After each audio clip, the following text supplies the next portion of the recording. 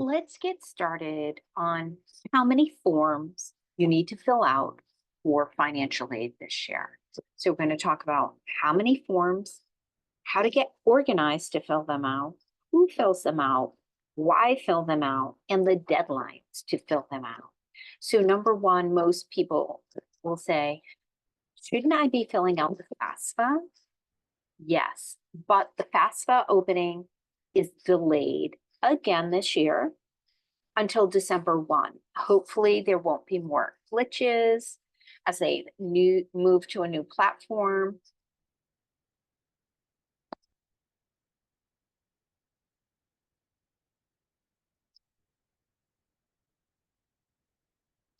This is going to be a short video on the types of forms you need to fill out for financial aid for the fall academic year 2025 to 2026. I'll also go over some common mistakes. So number one, how many forms do I need to fill out? Most families need to fill out the FAFSA, free application for federal student aid.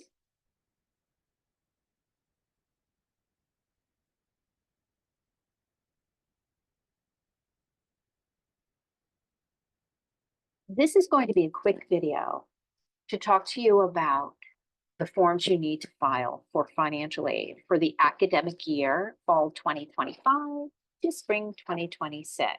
We'll go over how many financial aid forms you have to fill out, how to get organized to fill them out, who fills them out, why fill them out, and the deadlines to fill them out because they do change. So number one, the FAFSA, the free application for federal student aid, is not opening this year until December 1.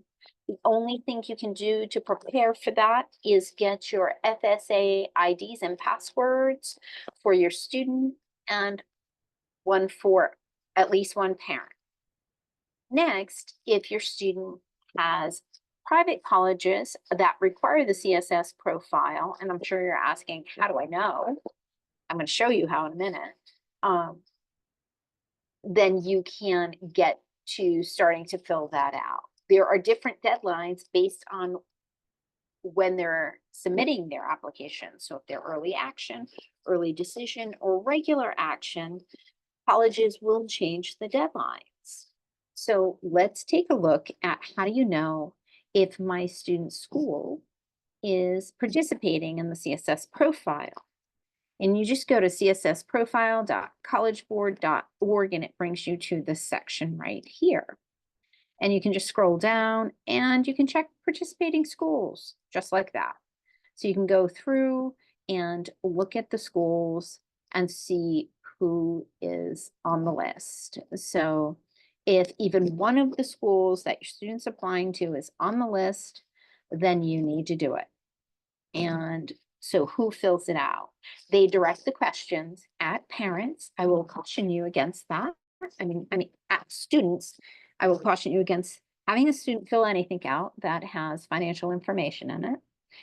A parent should fill it out. There's lots of questions like social security numbers, date of birth, full legal names, things of that nature. So your first step would be getting the College Board username and password from your student and clicking here, fall 25-26. Remember, not 24-25. That's one of the biggest mistakes, is spending all your time filling out the wrong year. So it is 25-26 for your student that wants to enter college fall 2025. So a parent should be filling this out. Why do you fill it out? You fill it out because this is how colleges decide how they'll give away their institutional aid, or what we like to call scholarship money. So it's important for you to fill it out. There are deadlines, and there are different deadlines. So once you go in and start the form and add the colleges to your list, it'll tell you the deadlines, but you can also quickly just Google, let's say, Boston College CSS Profile deadline, and it will give you the deadlines. If your student is doing early decision, it's probably going to be November 1. If it's regular action, it's probably going to be January 1. And they'll also list the FAFSA deadlines on there. Just know with FAFSA and the many glitches they had last year and probably expected this year, there might be some pushing of those deadlines. If you think you're not going to make the deadline, they're much more flexible with CSS profile paperwork. So just contact financial aid and let them know you're behind. That's all. And they'll probably say, okay, just get it in as soon as possible. That's typically what happens. It is a very long form. So you gather your taxes from April that you just filed, your W-2s from any parents or students. So you gather your taxes for parents as well as for the student if they did file. Gather W-2s for parents and the student, and gather 1099 income statements that you might have gotten. So if you're a contractor or something like that, and you get paid via 1099, you would need that. Also have on hand your current balances for checking and savings, investments, as well as retirement funds. A value of your home, what is your mortgage payment? Those are things that you should have on hand. And I would say get started.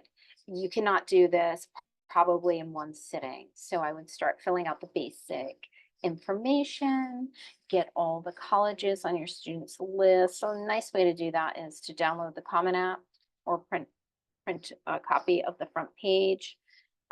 And you can add all the colleges there to the CSS profile and get started with the basic information like names, addresses, all of that. And then gather your financial documents and set another time to sit down and fill those out. So you can see here, they'll tell you, learn how to apply, and it'll take you over to this section. This is kind of new. The instructions are not really that helpful, just so you know. They'll have little helpful hints along the way, but I feel like the instructions are very much geared towards a professional. Don't freak out, put what you think, and then go back because there will be a review. So it'll go through and say, oh, we think you've made these mistakes and you should fix them. And usually it'll keep giving you that message until you fix them.